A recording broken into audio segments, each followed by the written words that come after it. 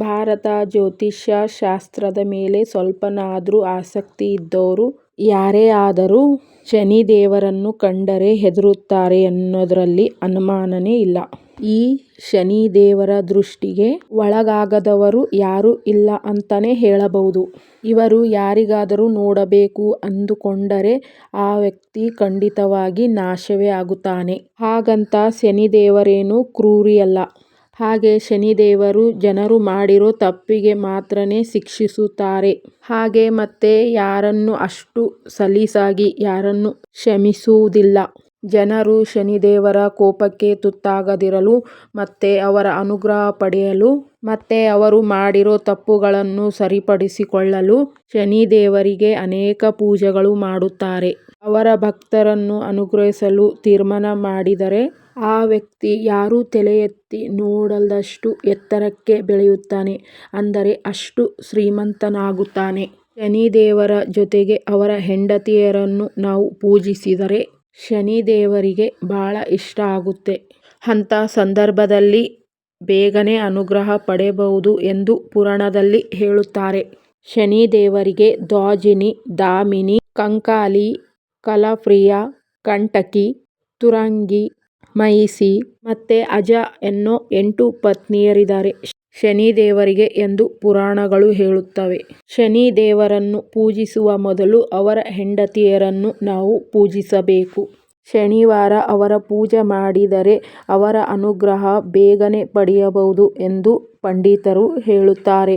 ಶನಿದೇವರ ದೃಷ್ಟಿ ಹಾನಿಕರ ಎಂದು ಭಾವಿಸಲು ಅವರ ಪತ್ನಿ ದಾಮಿನಿ ಜೊತೆ ನಡೆದ ಸಂಘಟನವೇ ಕಾರಣ ಎಂದು ಪುರಾಣಗಳು ಹೇಳುತ್ತವೆ. ಅದೇನೆಂದು ಇವಾಗ ನಾವು ತಿಳಿಯೋಣ. ಸೂರ್ಯದೇವರು ಛಾಯಾದೇವಿ ಪುತ್ರ ಶನಿದೇವರು.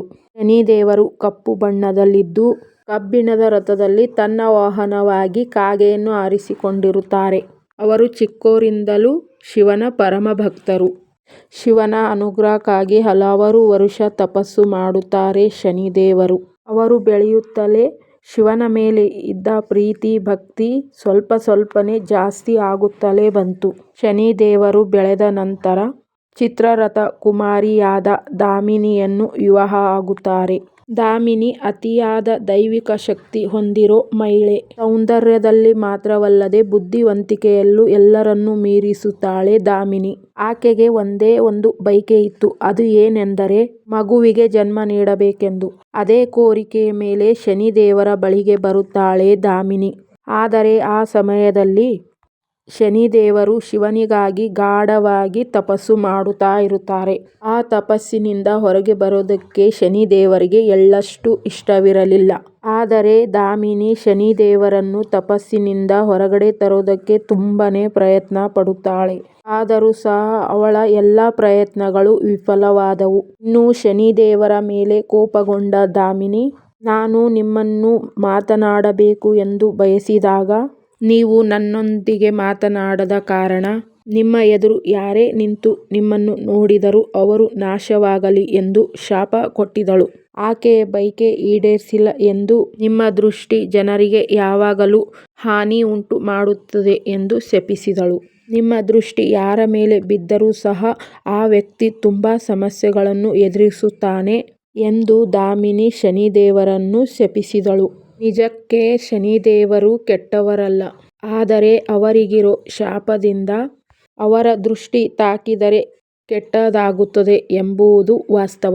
ಶನಿದೇವರು ತಪಸ್ಸಿನಿಂದ ಹೊರಬಂದ ಮೇಲೆ ಅವರ ಪತ್ನಿ ದಾಮಿನಿಗೆ ಕ್ಷಮೆ ಕೇಳಿದರು. ಆದರೆ ತನ್ನ ತಪ್ಪಿಗೆ ಪಶ್ಚಾತ್ತಾಪ ಪಟ್ಟ ದಾಮಿನಿ ಶನಿದೇವರನ್ನು ಕ್ಷಮಿಸಿದರೂ ಸಹ ಕೊಟ್ಟ ಶಾಪ ಹಿಂಪಡೆಯುವ ಶಕ್ತಿ ಆಕೆಗೆ ಇಲ್ಲದ ಕಾರಣ ಆ ಶಾಪ ಹಾಗೆ ಮುಂದುವರಿಯುತ್ತಿದೆ. ಅಂದಿನಿಂದ ಶನಿದೇವರು ತನ್ನ ಭಕ್ತರಿಗೆ ಕೆಟ್ಟದು ಆಗಬಾರದೆಂದು ಅವರು ಯಾವಾಗಲೂ ತಲೆ ತಗ್ಗಿಸಿ ಇರಬೇಕು ಎಂದು ನಿರ್ಧಾರ ಮಾಡಿದರು. ಆದರೆ ಭಕ್ತರು ನವಗ್ರಹ ಪೂಜೆ ಮಾಡುವಾಗ ಶನಿದೇವರನ್ನು ಮುಖಕ್ಕೆ ಮುಖ ಕೊಟ್ಟು ನೋಡಿ ಪೂಜೆ ಮಾಡುತ್ತಾರೆ. ಇದು ಭಕ್ತರ ತಪ್ಪು, ಶನಿದೇವರ ತಪ್ಪಲ್ಲ. ಆದರೂ ಯಾವಾಗಲೂ ಒಂದು ಮಾತು ನೆನ್ಪಿಡಿ. ಶನಿದೇವರ ಪೂಜೆ ಮಾಡುವಾಗ ಯಾವಾಗಲೂ ತಲೆ ತಗ್ಗಿಸೇ ಪೂಜೆ ಮಾಡಬೇಕು. ಅವರ ಎದುರು ನಿಂತು ಪೂಜೆ ಮಾಡಬಾರದು. ಸಾಧ್ಯವಾದಷ್ಟು ಪಕ್ಕಕ್ಕೆ ಸರಿದು ನಿಂತುಕೊಳ್ಳಿ. ನವಗ್ರಹ ಪೂಜೆ ಮಾಡುವಾಗಲೂ ಸಹ ತಲೆ ತಗ್ಗಿಸಿಕೊಂಡೇ ಪೂಜೆ ಮಾಡಿ. ಹಾಗೆ ದೇವರ ದರ್ಶನ ಪಡೆದ ಮೇಲೆ ನವಗ್ರಹ ದರ್ಶನ ಪಡೆಯಬೇಕು. ಹಾಗೆ ಪ್ರಧಾನ ದೇವರಿಗೆ ಕೊಡುವಷ್ಟು ಪ್ರಾಮುಖ್ಯತೆ ನವಗ್ರಹ ದೇವರಿಗೆ ಕೊಡಬಾರದು ಎಂದು ಪಂಡಿತರು ಹೇಳುತ್ತಾರೆ. ಹಾಗಾಗಿ ನವಗ್ರಹ ದೇವರು ಮುಖ್ಯವಾಗಿ ಶನಿ ದೇವರನ್ನು ಶಾಂತಪಡಿಸಲು ಪಂಡಿತರ ಸೂಚನೆಗಳು ಅನುಸರಿಸಲು ಉತ್ತಮವಾಗಿರುತ್ತದೆ. ಆಗ ನಿಧಾನವಾಗಿ ಶನಿ ದೋಷವನ್ನು ತಪ್ಪಿಸಿಕೊಂಡು ಶನಿ ದೇವರ ಅನುಗ್ರಹಕ್ಕೆ ಪಾತ್ರರಾಗಬಹುದು. ಇವತ್ತಿನ ಮಾಹಿತಿ ನಿಮಗೆ ಇಷ್ಟ ಆಗಿದೆ ಅನ್ಕೋತೀನಿ. ಇಷ್ಟ ಆದರೆ ಲೈಕ್ ಮಾಡಿ, ಶೇರ್ ಮಾಡಿ, ಕಮೆಂಟ್ಸ್ ಮಾಡಿ ಫ್ರೆಂಡ್ಸ್. ಮತ್ತೆ ಮುಂದಿನ ವಿಡಿಯೋ ಜೊತೆ ಬರ್ತೀನಿ. ಅಲ್ಲಿವರೆಗೂ ಧನ್ಯವಾದಗಳು.